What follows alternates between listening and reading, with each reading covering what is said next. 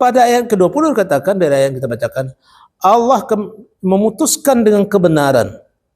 Jadi tidak ada sebuah hukum nanti yang itu tidak akan dihukum secara benar dan adil oleh Allah. Maka orang yang tidak mendapatkan keadilan haknya di atas dunia, dia akan mendapatkan keadilan haknya itu di akhirat. Di dunia kita boleh mempermainkan hak orang. Kita boleh bersandiwara, kita bolak-balikkan sesuatu. Kita boleh menetapkan sebuah hukum sesuka hati kita. Tapi di hadapan Allah nanti tidak. Dan Allah memutuskan dengan kebenaran, sedangkan mereka yang disembah selainnya tidak mampu memutuskan dengan suatu apapun. Orang menyandarkan hidupnya kepada Allah dan dia mengira sesuatu yang disembah selain Allah itu akan memberikan kekuatan memutuskan perkara. Ternyata itu bohong saja. Oleh sebab itu kenapa? Karena hukum itu pada masa itu ada di tangan Allah. Sesungguhnya Allah dialah yang maha mendengar, maha melihat. Jadi begitu Bapak Ibu, Allah gambarkan ini pemberitaan ini semua tentang kondisi-kondisi yang akan terjadi pada setiap nafs diri kita. Ya. Maka kalau kita renungkan ini, kita ulang-ulang ayat ini seperti ayat saya sampaikan tadi, ya, tanah yang kering itu lama-lama bisa subur. Rasa itu akan kepada Allah semakin menguat. Itulah fungsinya Al-Quran. Kenapa kita di sini disegagas oleh Buya kita ini tadabbur Al-Quran? Ya Buya ya. Itu motivasinya apa? Al-Quran itu Bapak Ibu digambarkan dalam ayat itu sama seperti air hujan yang turun ke lembah yang kering. Itu salah satu rahasia besar dari Al-Quran. Apa maksudnya itu? Al-Quran itu menyuburkan jiwa kita, menyuburkan hati ini. Maka orang yang jauh dari Al-Quran, hatinya kering seperti lembah yang kering, tidak ada bunganya, ya kan? Makanya dengan tadabbur Al-Quran, hati ini semakin lembab, semakin basah, semakin dekat dia kepada Khaliqnya. Jadi pada ayat ini, ya, pada ayat 20 ya, itu jelas dinyatakan bahwa yang memutuskan perkara, yang memutuskan segala hak setiap hamba itu adalah Allah Subhanahu wa taala. Jadi jangan kita punya pikiran ya bahwa kita bisa pula membela diri kita di akhirat ataupun kita membela nasib orang lain, tidak. Di dunia mungkin tapi di akhirat tidak. Dan Allah tegaskan kepada kita semua, sesungguhnya Allah dia maha mendengar, maha melihat. Maksudnya apa itu? Tidak ada satu aktivitas dalam hidup ini sesungguhnya terlewatkan begitu saja. Semuanya berada dalam jangkauan dan liputan pengetahuan kekuasaan Allah. Jadi bisa kita lari ke mana-mana Pak Ibu. Baik, ayat 21. Dan apakah mereka tidak mengadakan perjalanan di bumi, ya? Lalu memperhatikan bagaimana kesudahan orang-orang yang sebelum mereka. Jadi ayat ini membawa kita kepada satu keadaan. Kalau ayat ini kan dikatakan ini secara khusus, secara tafsirnya kan kepada orang-orang yang hidup masa Nabi, yang tidak percaya kepada hari kiamat, yang tidak percaya akan hari berbangkit, yang tidak percaya kepadanya adanya kematian, kebangkitan. Maka pada ini katakan apakah mereka tidak pernah mengadakan perjalanan bumi, ya, lalu memperhatikan bagaimana kesudahan orang-orang yang sebelum mereka. Bahwa tadi dikatakan di atas Allah akan membalasi semua perbuatan dari seseorang. Dia berbuat baik, balasannya baik. Keburuk, balasannya buruk. Tidakkah kita belajar kepada orang-orang terdahulu? Orang-orang yang jahat itu nasibnya seperti apa? Ya, orang-orang berbuat baik itu nasibnya seperti apa? Maka secara tidak langsung kita disuruh di sini berjalanlah di muka bumi. Itu maksudnya bukan raun-raun. Lihatlah, pelajarilah kesan-kesan sejarah yang pernah terjadi terhadap bangsa-bangsa dan umat-umat yang terdahulu. Orang-orang itu lebih hebat kekuatannya daripada mereka dan lebih banyak peninggalan-peninggalan peradabannya di bumi Allah. Jadi kita disuruh Bapak Ibu melihat masa lalu. Jangan kita merasa hebat dari ini. Orang-orang dulu juga banyak sudah hebat-hebat. Disuruh kita belajar ke masa lalu. Mengambil pengajaran-pengajaran.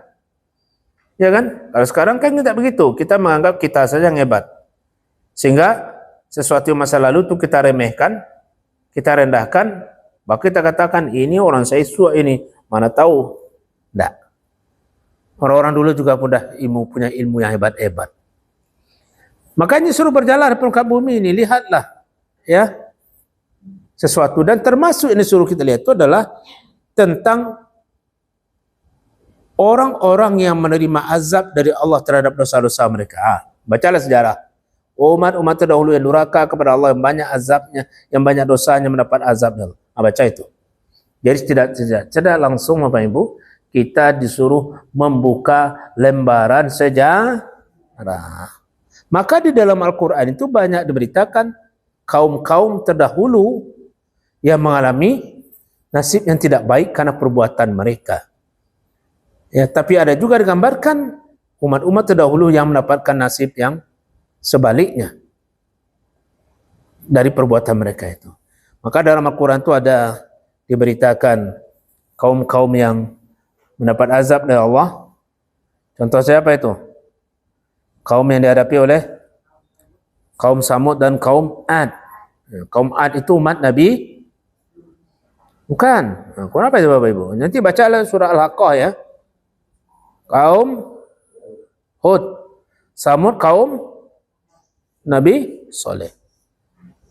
Kedua-duanya adalah kaum yang mendapat azab dari Allah. Kenapa? Karena kejahatan mereka.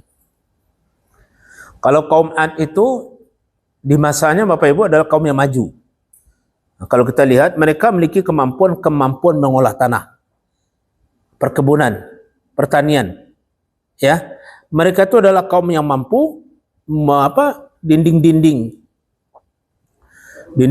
bukit-bukit itu bisa mereka olah menjadi tempat-tempat tinggal yang bagus. Tapi mereka tidak percaya kepada ajaran yang dibawa oleh Nabi Hud. Yang kedua, mereka memiliki satu karakter suka menganiaya orang. Yang berada-berada, yang kuat-kuat itu suka menzalimi orang. Mereka kurung yang susah-susah, yang apa itu di tempat-tempat yang menyakitkan sampai mati. Itu kejahatan yang mereka lakukan. Datang Nabi Hud memberikan peringatan, tidak mau mereka. Sehingga mereka diantam oleh azab yang luar biasa. Sama juga dengan kaum Samud. Ya, kaum yang hidup di zaman Nabi Soleh. Sudah larang, jangan merusak semacam, jangan bunuh unta ini. Karena mereka itu kalau kaum Nabi Soleh itu kan kejahatan mereka apa? Minta yang ganjil-ganjil. Suruh Pulau Jawa, minta sisiak kalimbe, itu karajonya tuh.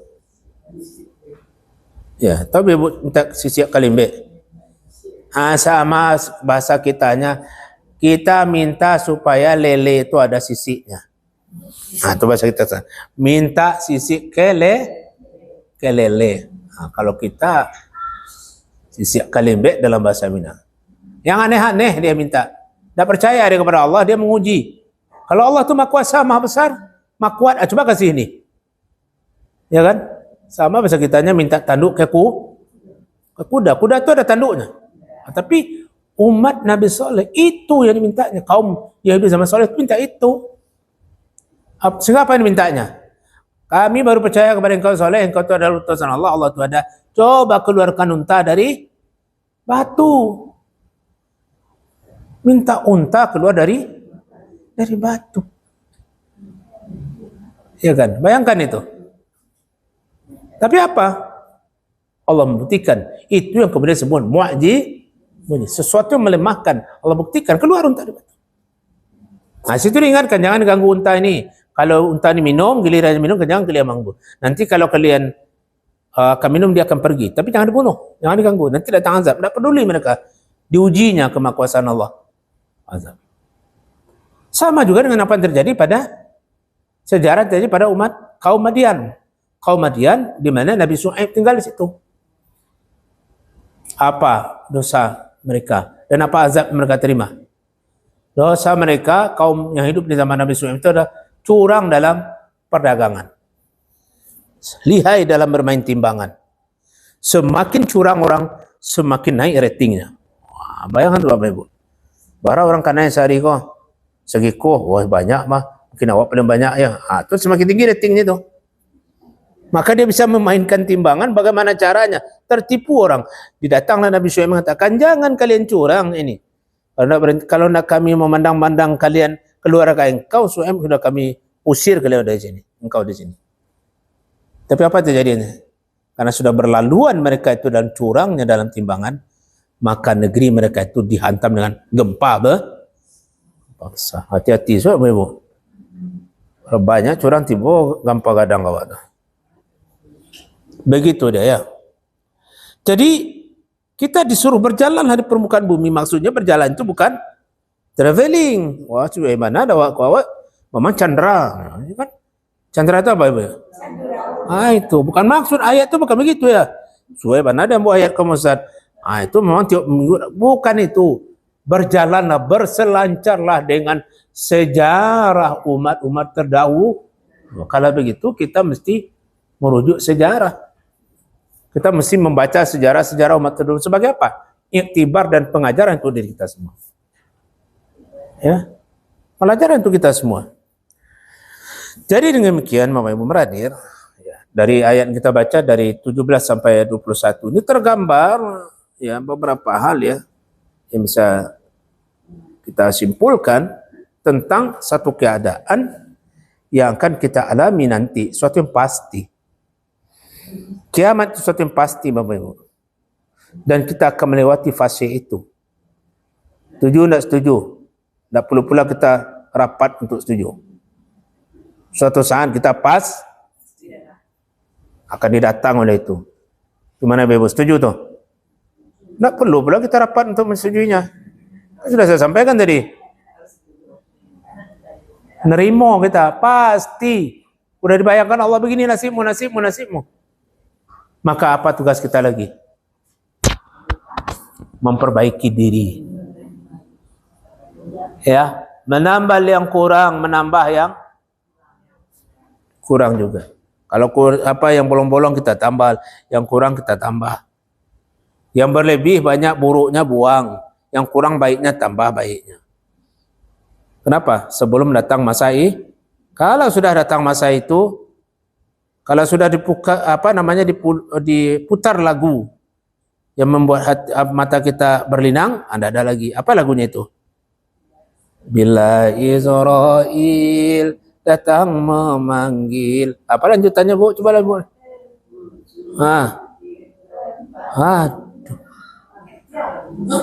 Ibu-ibu ini kelihatannya yang begini semangatnya semangat muda ini. Ya. Saya cuma penyanyi, cuma segitu ya dapatnya Bu. Dari itu kalau sudah begitu, kita waktu di masa-masa kecil, pendidikan subuh itu diulang terus. Selalu didikan subuh, ini kenangan sedikit dari pulau Buan Mengajian. Tapi melekat dalam kita. Apa nyanyinya? Selalu saya tuh didikan subuh. Pagi ini kita menyanyi dari kelas 1 sampai kelas 6 nyanyi didikan subuh ketiga saya. Jilbab putih satu. Bila Israel datang memanggil satu, perdamaian satu. perdamaian. Itu cuma hafal Bu. Ya.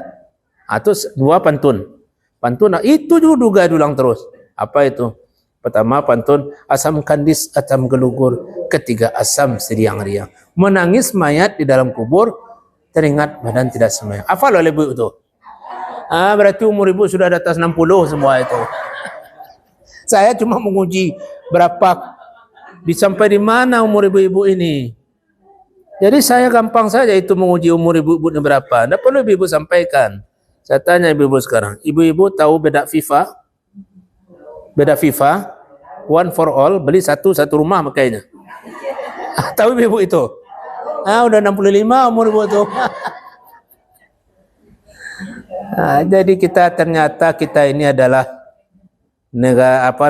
remaja-remaja yang pada ayat ini katakan ingin peringatlah mereka yaitu Yaumal Azifah, hari yang semakin mendekat. Memang kita ini sudah masuk remaja-remaja semakin mendekat ini.